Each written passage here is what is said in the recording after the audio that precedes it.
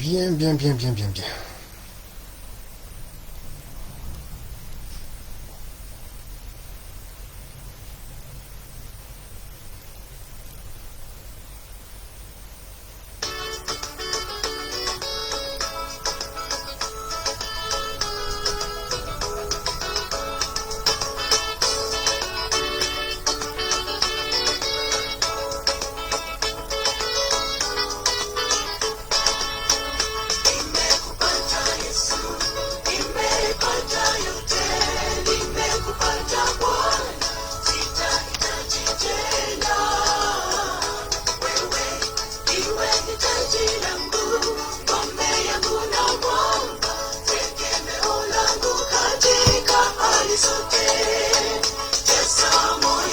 Gloire au Seigneur, gloire au Seigneur.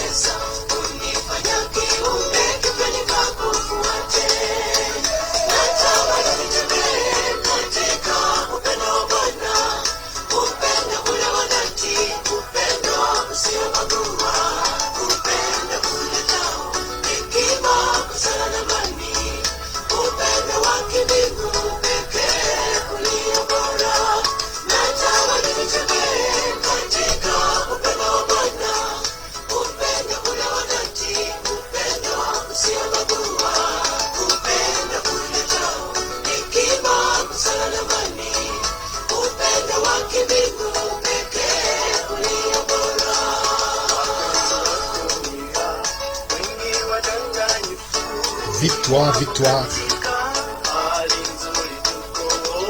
Mesdames, mesdemoiselles et messieurs, chers amis téléspectateurs, chers internautes, vous qui me suivez de part et d'autre dans le monde, bienvenue sur notre émission, dans notre émission ADN. Je suis l'évangéliste Willy Chimanga, je diffuse en direct de la Belgique. Je suis heureux de ce que vous puissiez me suivre en ce jour.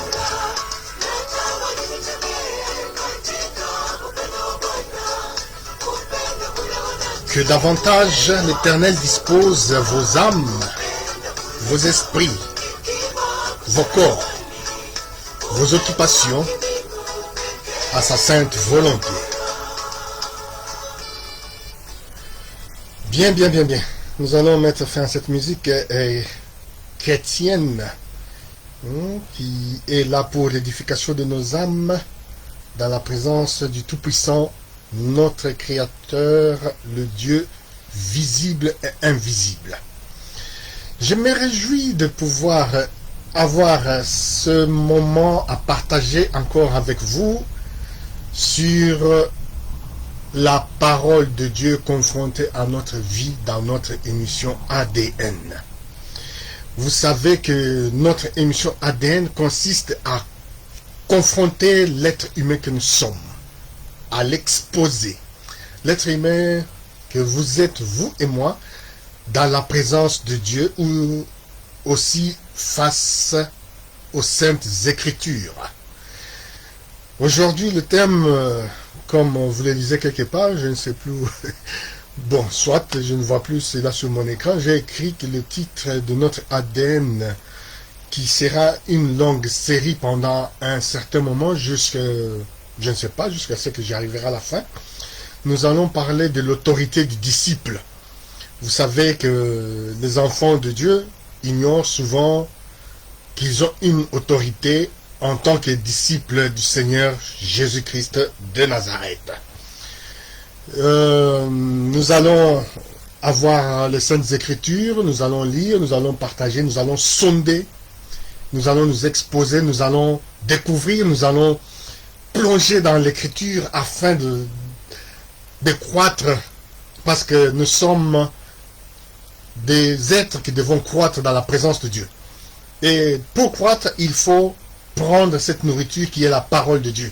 Vous savez, lorsque vous avez un bébé, lorsque vous avez un enfant, un fils ou une fille, que vous devez nourrir. Lorsqu'il est tout petit à la mamelle ou au biberon, cet enfant doit prendre le lait qui lui sera donné. Il arrive des fois que l'enfant refuse parce que le lait est dégueulasse dans sa bouche, parce que le lait n'est pas de bonne quantité ou de bonne qualité, soit.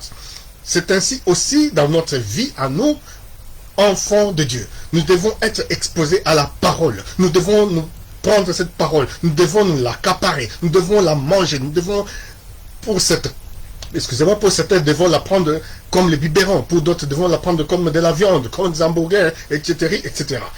Donc, dans notre sujet, ce long sujet, je vous garantis et je vous conjure de ne pas rater ce message.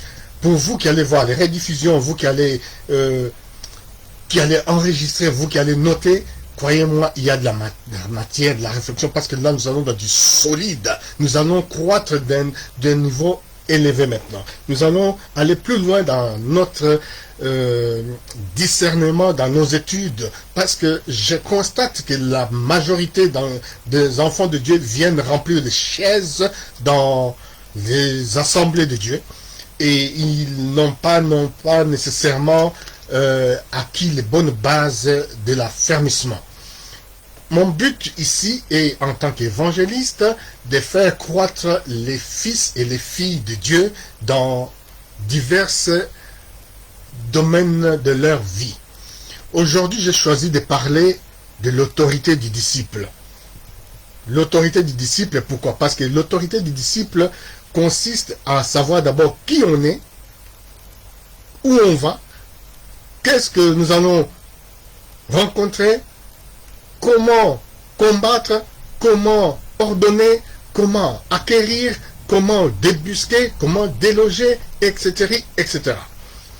Bon, je commence par cette lecture biblique de ce jour qui est dans le chapitre de Luc, aux évangiles de Luc, chapitre 4. Je vais lire quelques versets et nous allons évoluer dans ce sens-là. Luc chapitre 4, il est écrit: Jésus, rempli du Saint-Esprit, revint du Jourdain, et il fut conduit par l'Esprit dans le désert, où il fut tenté par le diable pendant 40 jours. Il ne mangea rien durant ces jours-là, et après qu'il fut écoulé, il eut faim. Le diable lui dit: Si tu es fils de Dieu, ordonne à cette pierre qu'elle devienne du pain. Jésus répondit: Il est écrit, l'homme ne vivra pas du pain seulement. Le diable, l'ayant élevé, lui montra en un instant tous les royaumes de la terre et lui dit: Je te donnerai toute cette puissance et la gloire de ce royaume, car elle m'a été donnée et je la donne à qui je veux. Si donc tu te prosternes devant moi, elle sera toute à toi. Jésus lui répondit: Il est écrit, tu adoreras le Seigneur ton Dieu et tu le serviras lui seul. Le diable le conduisit encore à Jérusalem, le plaça sur le haut du temple et lui dit: Si tu es le Fils de Dieu, jette-toi d'ici en bas, car il est écrit, il donnera des ordres à ses anges à ton sujet, afin qu'ils te gardent. Et ils te porteront sur les mains, de peur que ton pied ne heurte contre une pierre. Jésus répondit: Il est dit, tu ne tenteras point le Seigneur ton Dieu. Après l'avoir tenté de toutes ces manières, le diable s'éloigna de lui jusqu'à un moment favorable. Jésus revêtu de la puissance de l'Esprit, retourna en Galilée, et sa renommée se répandit dans tous les pays d'alentour. Il enseignait dans les synagogues et il était glorifié par tous. Il se rendit à Nazareth, où il avait été élevé, et selon sa coutume, il entra dans la synagogue le jour du sabbat. Il se leva pour faire la lecture. Et on lui remit le livre du prophète Ésaïe. L'ayant déroulé, il trouva l'endroit où il est écrit: L'Esprit du Seigneur est sur moi, parce qu'il m'a oint pour annoncer une bonne nouvelle aux pauvres. Il m'a envoyé pour guérir ceux qui ont le cœur brisé, pour proclamer aux captifs la délivrance et aux aveugles le recouvrement de la vue, pour envoyer libres les opprimés, pour publier une année de grâce du Seigneur. Ensuite, il roula le livre, il les remit aux serviteurs et il s'assit. Tous ceux qui se trouvaient dans la synagogue avaient le regard fixé sur lui. Donc, voilà, je m'arrête là.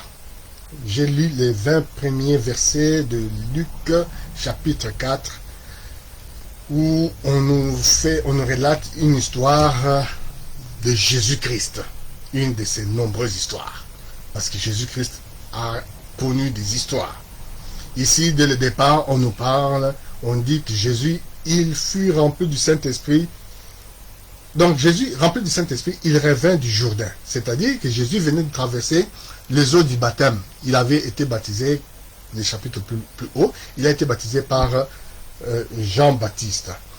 Et ensuite, il fut conduit par l'Esprit dans le désert, où il fut tenté par le diable pendant 40 jours. Et il ne mangea rien pendant ces 40 jours-là, et cela se furent écoulés, puis il eut faim. Ensuite vient la tentation du malin, le diable, qui annonce à Jésus toutes sortes de promesses qui ont été écrites.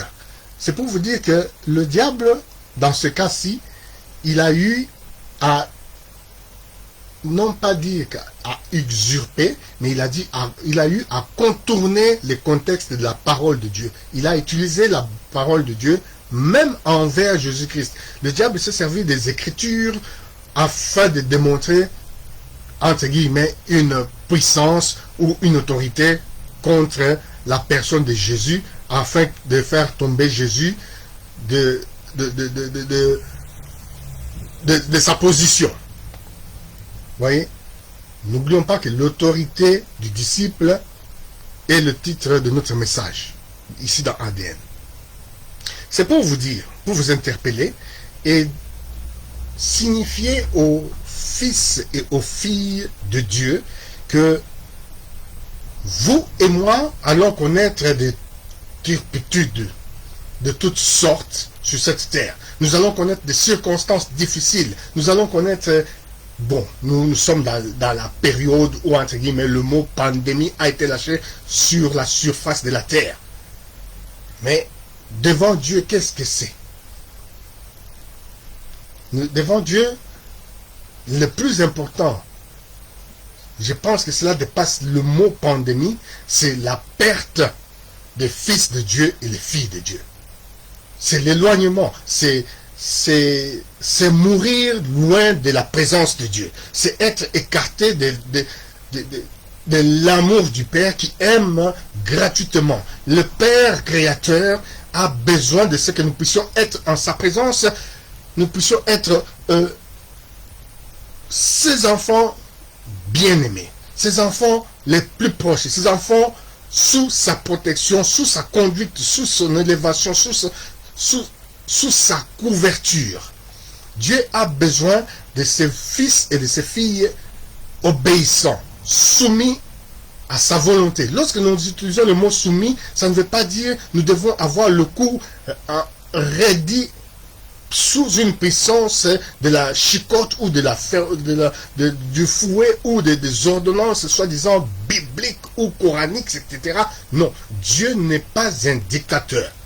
Dieu n'impose à personne. Dieu est amour. Et comme il est amour, il laisse l'être humain s'en aller pour y revenir. Parce qu'il y a toujours un moment où les fils et les filles s'en vont. Et si Dieu fait grâce, ils reviennent. Vous savez, quelque part dans la parole de Dieu, on nous parle d'une brebis égarée qui s'en est allée. Qui s'est allée dans d'autres occupations. Et puis vient un moment où la brebis va revenir et on verra que le bon berger sera heureux du retour de sa brebis et va s'en occuper. Par contre, les brebis restés autour du berger vont se plaindre. Comment? Moi, je suis toujours là, on ne s'occupe pas de moi. Ça, Je paraphrase, c'est pour interpeller les uns les autres par rapport à notre marche, à notre entendement de l'amour de Dieu.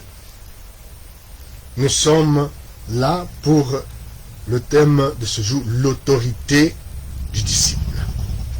L'autorité du disciple, qu'est-ce que c'est d'abord l'autorité? Dans l'autorité, nous avons le pouvoir. Dans l'autorité, nous avons la puissance. Dans l'autorité, nous avons l'imposition. Dans l'autorité, nous avons un standing fixe.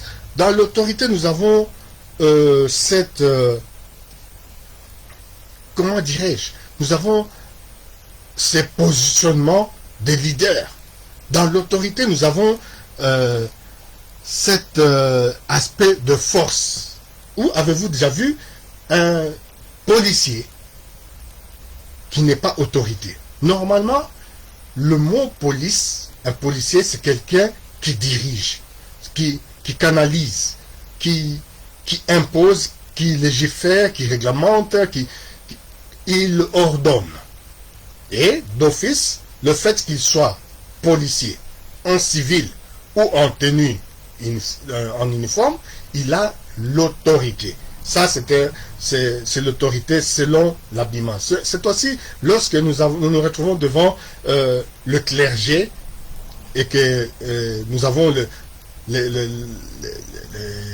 pasteurs, les moines, les gens, le clergé en tenue séance. Ce sont des personnes que nous savons qui sont revêtues de leur autorité lorsqu'ils exercent leur ministère. Maintenant, l'autorité de l'enfant de Dieu, l'autorité du disciple est une autorité qui demeure, qui est constante.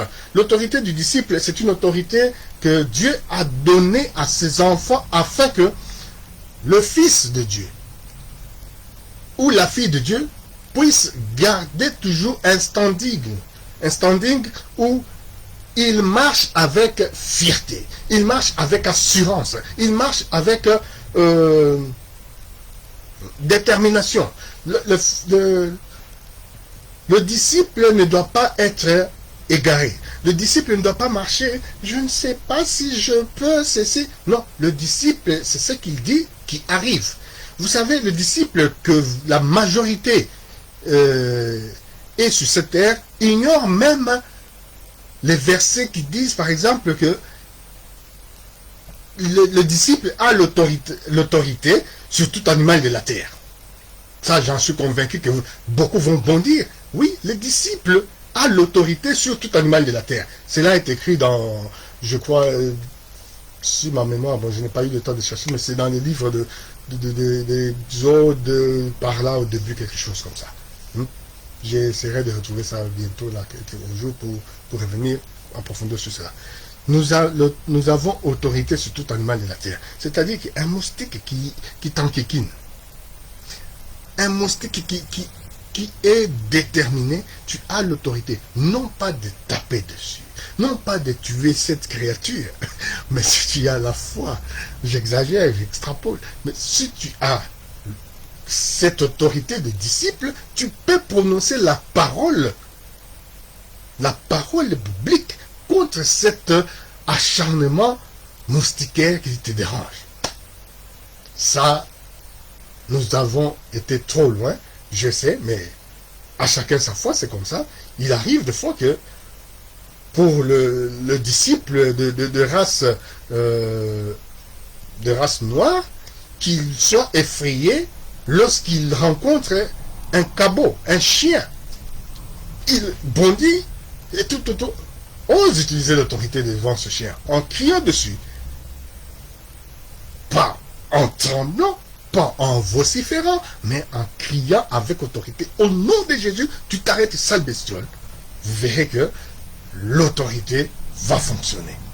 Ce sont des choses que je relate parce que moi, j'ai eu à traverser toutes ces circonstances de part et d'autre. L'autorité maintenant du disciple, ici, dont nous allons parler, nous allons entrer vraiment dans un moment où nous allons lire beaucoup. Nous allons cheminer dans la lecture, nous allons aller dans les versets bibliques, nous allons fonctionner un peu autrement. Je lis un peu ce que j'ai écrit autrefois. L'autorité est préalable, c'est-à-dire l'entrée de Jésus dans son programme de Messie. Le chrétien doit marcher dans l'autorité de son appel. Vous comprenez? L'autorité du disciple. Il doit marcher dans l'autorité de son appel. Nous allons ici, écoutons, nous parlons de deux choses. Nous parlons de l'autorité et nous parlons de l'appel. Mais moi, je reste sur l'aspect de ce que le disciple doit marcher dans l'autorité de son appel. Il y a le disciple qui est appelé à rendre des cantiques, des louanges, un adorateur. De toute façon, tout disciple doit adorer. Tout disciple doit louer Dieu. Mais il y a dans le disciple de Dieu, il y a des ministères. Il y a le travail à faire pour Dieu. Il y a des services à accomplir pour Dieu. Nous avons, dans les ministères, nous avons ceux qui sont connus. Exemple moi, évangéliste, nous avons les docteurs, nous avons les prophètes, nous avons les enseignants, nous avons les pasteurs. Ça, ce sont les ministères établis et reconnus par Dieu. Maintenant, nous avons dans les services. Dans les services, ça va du frère ou de la sœur qui fait le nettoyage du temple ou qui va rendre des visites aux malades par-ci par-là, prier pour les malades, prier pour les prisonniers, où nous avons des frères qui, lui, chaque fois qu'il reçoit son salaire, il donne de l'argent en aumône aux gens qui sont diligents. Donc, nous avons toutes sortes de services qui ne sont pas, qui ne sont pas nécessairement reconnus dans l'Église. Nous avons les services qui sont d'accueillir les gens dans les assemblées, mais nous avons aussi les services des frères ou des sœurs qui ont des véhicules, qui vont ramasser des bien-aimés sur le coin de rue pour les amener à l'église. Ça, ce sont des services que l'on peut accomplir selon l'appel, selon l'autorité de son appel qu'on a reçu. Donc, l'autorité de son appel. L'autorité de son appel a une largesse. L'autorité de son appel est très vaste, très vague. L'autorité de son appel est plus profonde. L'autorité de son appel est immensement répandue. Vous savez qu'avec fidélité, lorsque une personne s'engage dans une assemblée ou dans une œuvre de Dieu et que cette personne-là prend à cœur, et prend avec amour de commencer à donner par exemple son offrande régulièrement, soit à l'église, soit à un serviteur de Dieu, soit dans une famille, c'est une chose, c'est une grâce qu'elle a reçue. Donc, elle peut obtenir cette autorité-là, elle peut obtenir cette capacité. Donc, je parle maintenant de l'autorité-capacité, elle peut obtenir cette capacité régulière et ainsi de suite, les portes de sa vie vont s'ouvrir. Elle sera une bénédiction pour de nombreuses personnes. Et par contre, elle, le Seigneur va se souvenir d'elle dans un sens ou dans un autre. Soit dans la santé, soit dans les familles, soit dans ses enfants, soit dans sa femme, soit dans son mariage, dans son époux, etc. etc. Donc là, j'ai parlé de l'autorité de son appel.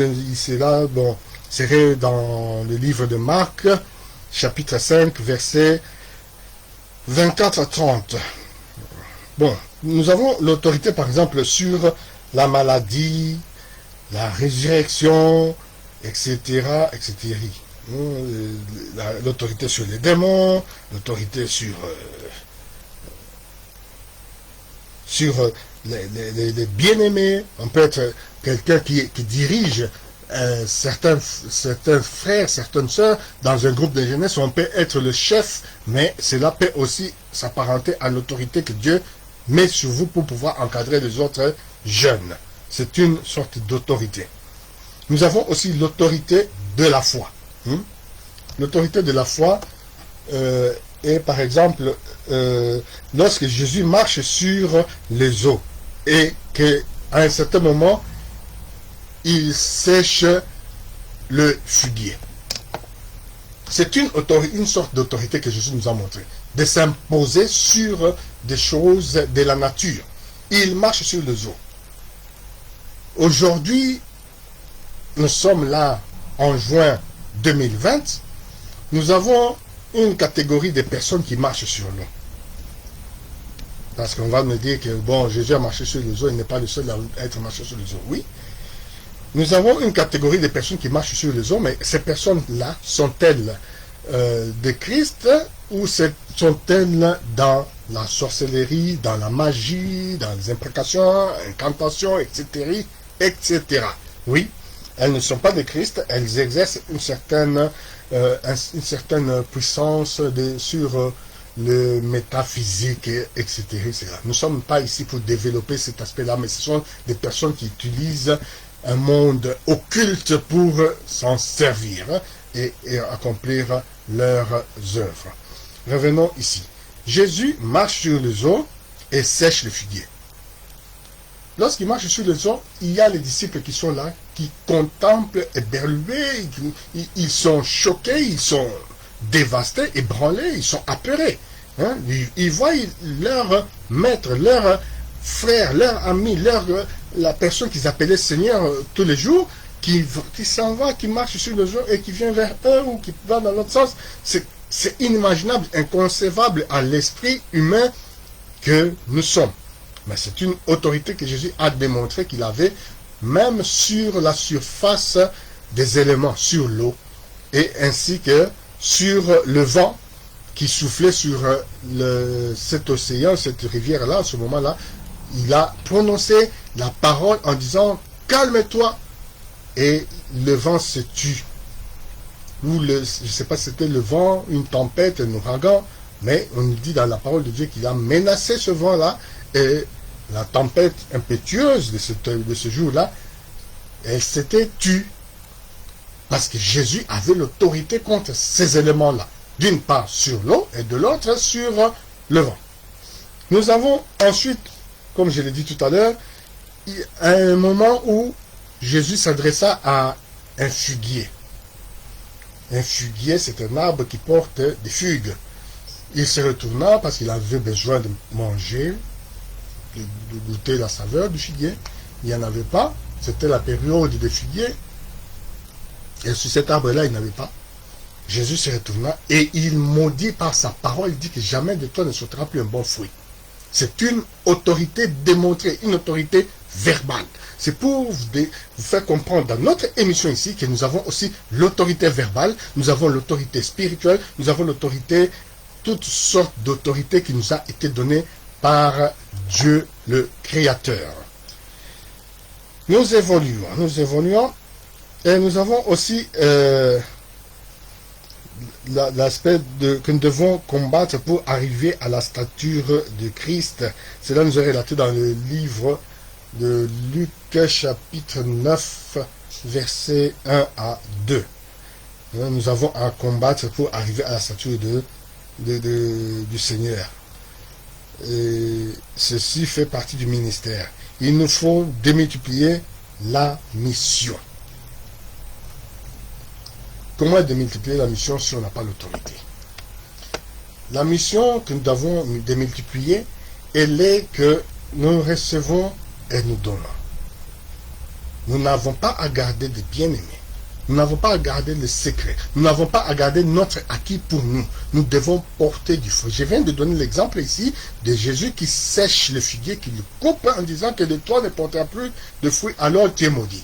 Donc nous, frères, nous, sœurs en Christ, qui avons reçu, ne devenons pas indigestes, ne grossissons pas, ne devenons pas enveloppés, mais soyons plutôt des donateurs, soyons plutôt des libérateurs, soyons plutôt des diffuseurs, afin que le Christ seul soit élevé, afin que Christ seul soit celui qui augmente, afin qu'il soit celui qui passe en standing je ne sais pas qu'est-ce qu'il y a avec ce mot standing aujourd'hui, mais qu'il soit élevé. Que Christ soit élevé en toutes choses. Que Jésus-Christ prenne la première place et que nous puissions diminuer. Non pas le contraire de garder des bien-aimés sous la coupole de l'Assemblée, des bien-aimés sous une marche pendant des années, et on se fait même appeler papa, papa, papa. Bon, ça c'était notre chapitre. Revenons à nos moutons. Bon, il y a annonce et il y a attestation de l'annonce dans le chapitre 4, Actes des Apôtres, chapitre 1, verset 4 à 8. Nous allons encore un peu lire les Écritures. Hein? Nous allons lire les Écritures parce qu'il y en a un fameux des textes que j'ai prévus, mais nous n'allons pas. Nous allons lire quelques-uns, puis nous allons sauter d'autres. Donc je lis Acte chapitre 1, verset 4 à 8. Voilà.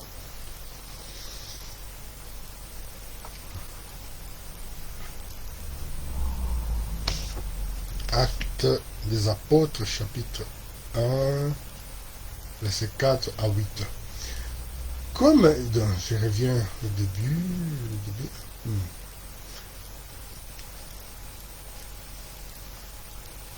Théophile, j'ai parlé dans mon premier livre de tout ce que Jésus a commencé à faire. Donc je suis au verset 1. Et d'enseigner dès le commencement jusqu'au jour où il fut enlevé au ciel, après avoir donné ses ordres par le Saint-Esprit aux apôtres qu'il avait choisis. Après qu'il eut souffert et il leur apparut vivant, il leur donna plusieurs preuves, se montra à eux pendant 40 jours, et parlant des choses qui concernent le royaume de Dieu. Maintenant, le verset qui nous concerne ici. Comme il se trouvait avec eux, il leur recommanda de ne pas s'éloigner de Jérusalem, mais d'attendre ce que le Père avait promis, ce que je vous ai annoncé, leur dit-il, car Jean a baptisé d'eau, mais vous, dans peu de jours, vous serez baptisés du Saint-Esprit. Alors les apôtres réunis lui demandèrent, Seigneur, est-ce en ce temps que tu rétabliras le royaume d'Israël? Il leur répondit, ce n'est pas à vous de connaître le temps ou le moment que le Père a fixé de sa propre autorité, mais vous recevrez une puissance, le Saint-Esprit survenant sur vous, et vous serez mes témoins à Jérusalem, dans toute la Judée, dans toute la Samarie, jusqu'aux extrémités de la terre. Gloire à Dieu, gloire à Dieu. Donc vous voyez ici, nous sommes dans ce que Jésus est là pour faire admettre, faire reconnaître aux disciples que ce qu'il avait annoncé autrefois va s'accomplir à condition que les disciples restent en place et qui restent dans l'attente des promesses qui ont été faites par le Père en disant qu'un jour il enverrait vers eux le Saint-Esprit. Mais il précise, vous recevrez une puissance, le Saint-Esprit survenant sur vous.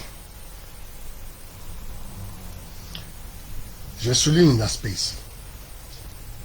Je parle de l'autorité du disciple. Jésus parle de la puissance du Saint-Esprit. La puissance du Saint-Esprit, lorsqu'elle arrive, lorsque le Saint-Esprit arrive dans la vie du disciple, il lui accorde, il le qualifie, il le forme, il l'enveloppe d'office de l'autorité. Oui, le Saint-Esprit forme dans l'autorité. Le Saint-Esprit qualifie dans l'autorité. Le Saint-Esprit enveloppe dans l'autorité. Le Saint-Esprit couvre de l'autorité. Sans le Saint-Esprit, toute autorité est vaine. C'est ainsi que nous voyons ces présidents dans le monde, nous voyons ces autorités dans le monde, nous voyons ces conducteurs du monde chavirer, vaciller, tanguer, s'évaporer, s'évanouir, se perdent finalement. Parce que il est une chose. Il faut être revêtu du Saint-Esprit, qui est la puissance, afin d'être dans l'autorité. Le mot autorité, tout à l'heure je disais, l'autorité, la définition que je pourrais donner de l'autorité, c'est que l'autorité dynamise. L'autorité, elle dynamise, elle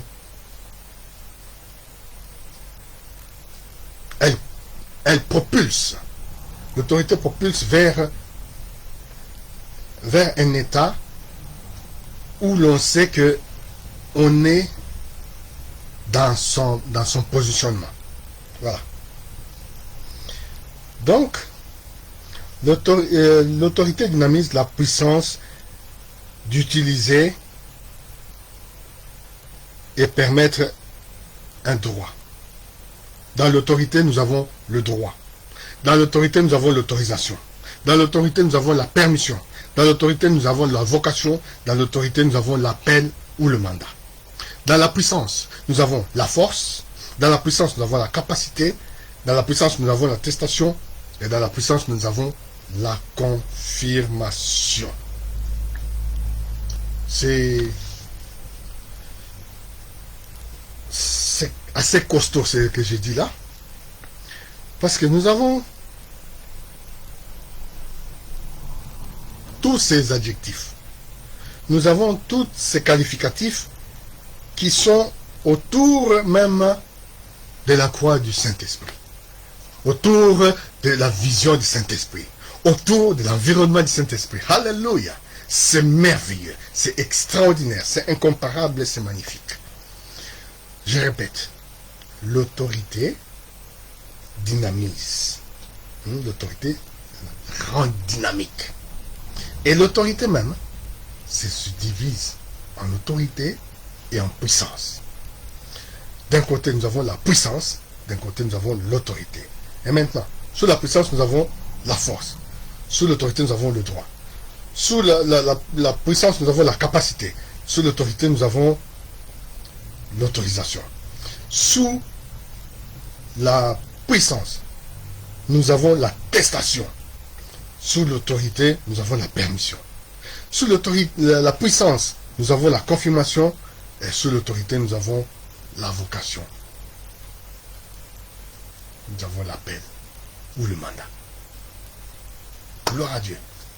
Gloire à Dieu. C'est une grâce. C'est une grâce pour nous de savoir que le Seigneur est celui qui nous qualifie. Le Seigneur est celui qui nous élève. Le Seigneur est celui qui donne à chacun une orientation. C'est la raison pour laquelle moi mon souci, mon souhait, c'est d'amener les bien-aimés que vous êtes, mes frères et mes sœurs en Christ, amenés dans le bon chemin. Nous n'avons pas divagué, tergiversé, nous n'avons pas à lutter les uns contre les autres. Nous avons à nous soutenir, nous avons à nous épauler, nous avons à nous encourager, nous avons à nous édifier, nous avons à nous former. Aujourd'hui, là, comme je dis toujours, c'est magnifique. C'est Dieu qui a fermé son église. Comme ça, les prétendus, les valeureux, savent que c'est Dieu qui enseigne à ses enfants de part et d'autre dans le monde, sans passer par eux pour dépendre d'eux ou inculquer tout ce qui vient d'eux. Parce que c'est Dieu qui est Dieu. L'église, l'assemblée, c'est pour l'édification, c'est pour l'affermissement. Mais la vraie église, ce sont les cœurs des disciples et de part et d'autre dans le monde, les cœurs des disciples de part et d'autre dans le monde, assemblés en unité, élevant Dieu, glorifiant Dieu d'une seule voix et d'un commun accord. Quand notre autorité grandit, nous avons l'assurance que Dieu nous soutient.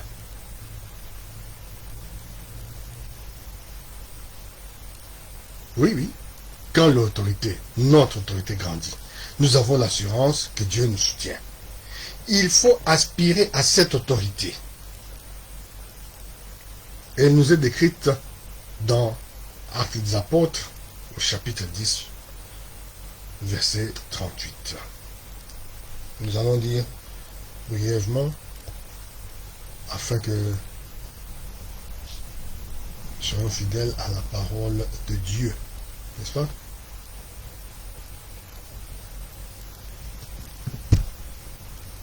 Gloire à Dieu.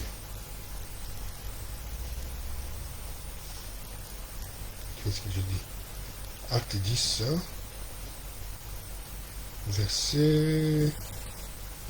verset 38, si je me souviens encore.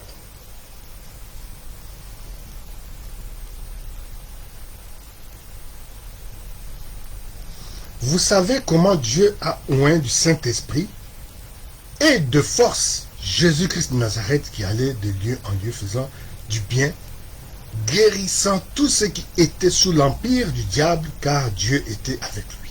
Alléluia! C'est merveilleux. C'est magnifique. Curieusement, dans ce verset, on nous dit que c'est Dieu qui a oint du Saint-Esprit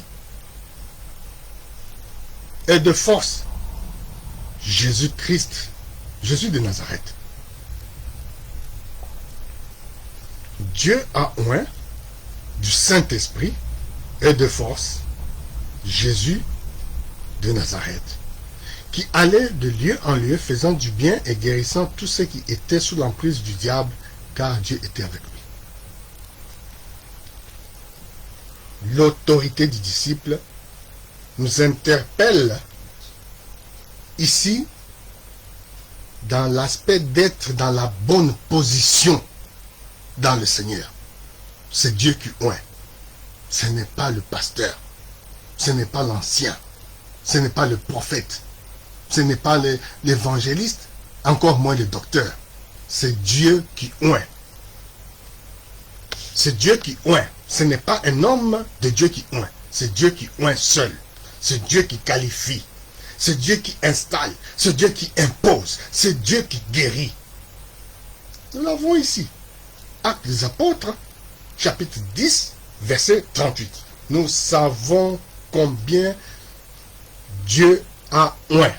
Comment Dieu a oint du Saint-Esprit et de force. Donc, d'un côté, nous avons le Saint-Esprit et de l'autre, nous avons la force. Alléluia! C'est merveilleux, l'autorité du disciple. Dans ADN, nous développons, nous allons, nous cheminons, nous transperçons et nous allons arriver là où Dieu nous veut. Donc, Dieu, il oint du Saint-Esprit. Comment il oint du Saint-Esprit? Je vais vous dire ma petite expérience de l'onction de Dieu. L'onction de Dieu ne dépend pas d'une imposition de main.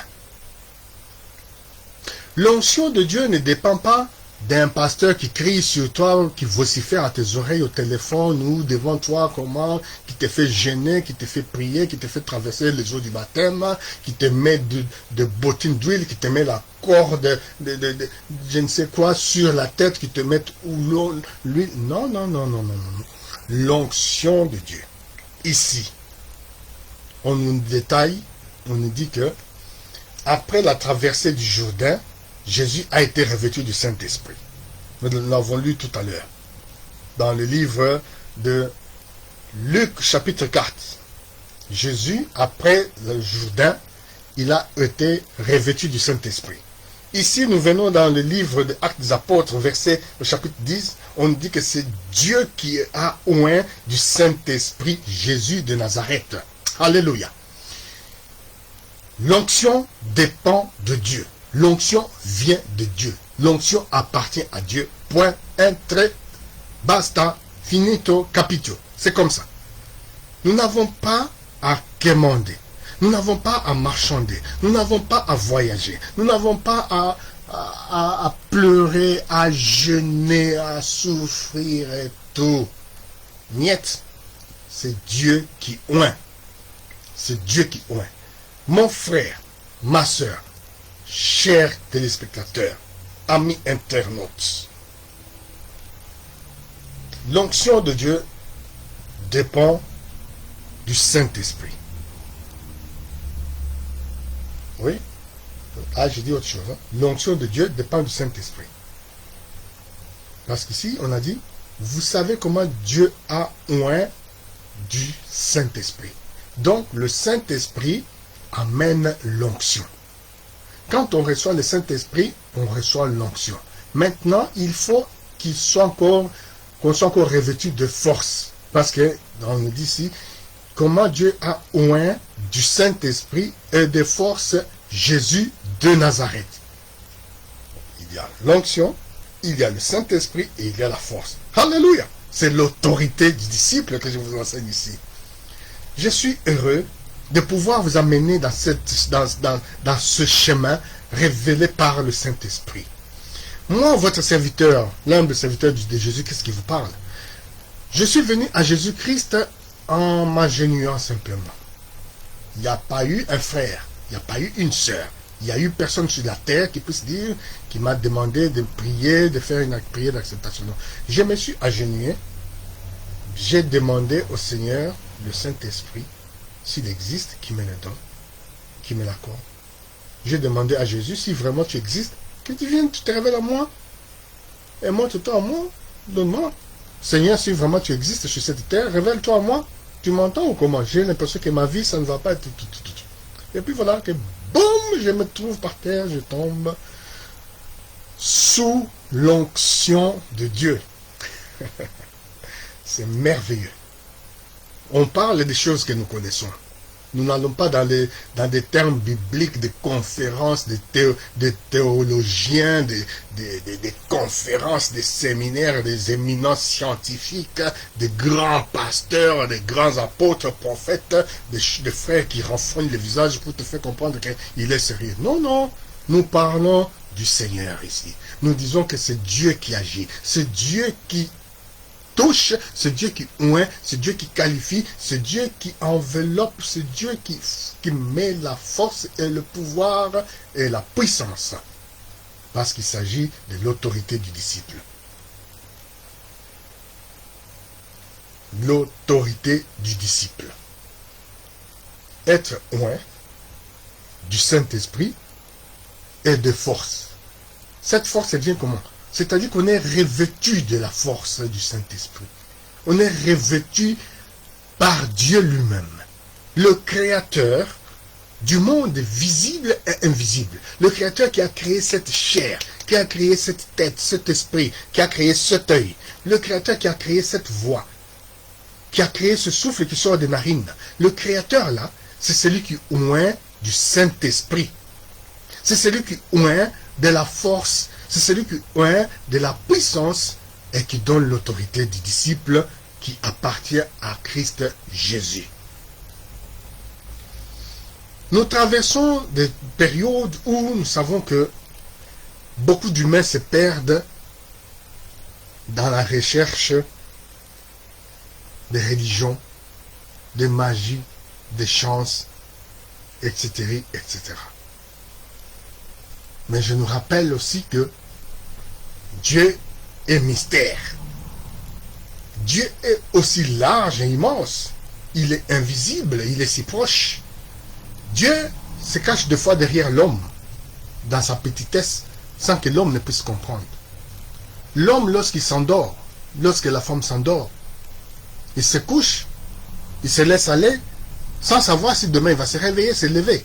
Cependant, l'Éternel Dieu Tout-Puissant, il veille sur les humains de la terre. Lui, il sait qui va partir dans la minute qui vient. Il sait qui va partir demain, qui va partir sur le lendemain, qui sait qui va partir au lendemain. Il connaît toutes choses, du commencement à la fin. Chers téléspectateurs, amis auditeurs, chers internautes, je pense que l'autorité du disciple de ce jour, le numéro 1, je vais mettre stop à cet instant et nous allons pouvoir continuer notre méditation dans le prochain numéro qui sera partagé selon la conviction que Dieu me donnera. Que Dieu vous bénisse et encore une fois, accrochez-vous, Les choses ne sont pas faciles sur cette terre en cette époque de notre génération en 2020, mais nous savons que Dieu est vivant. Il règne, il contrôle, il est maître de toutes circonstances. Que Dieu soit celui qui vous conduise, qu'il vous protège, qu'il vous bénisse, qu'il vous surprenne, qu'il étende sa main bénissante sur votre existence, sur votre sentier. Et que les frères, les hommes et les femmes de la terre qui voudraient le rencontrer puissent être exposés à sa puissance qui est le Saint-Esprit. Je déclare sur vous l'élévation. Je proclame sur vous le réveil.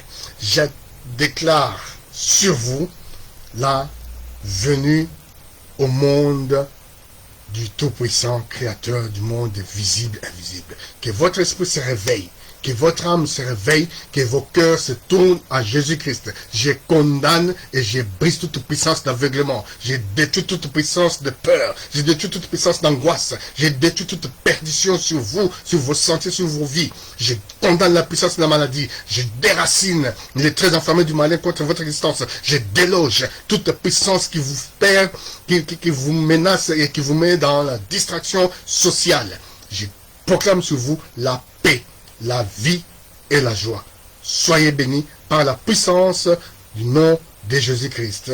Ainsi j'ai prié. Souvenez-vous, nous avons parlé aujourd'hui de l'autorité du disciple. Et dans notre prochaine émission, nous allons poursuivre toujours sur l'autorité du disciple, sur notre émission ADN qui passe sur mon compte Facebook Évangéliste Chimanga Willy, ainsi que sur notre groupe ADN, ainsi que dans notre groupe Les Chrétiens en Feu, ainsi que sur notre ADN sur la chaîne Willy Chimanga de YouTube. Que Dieu vous bénisse et à bientôt.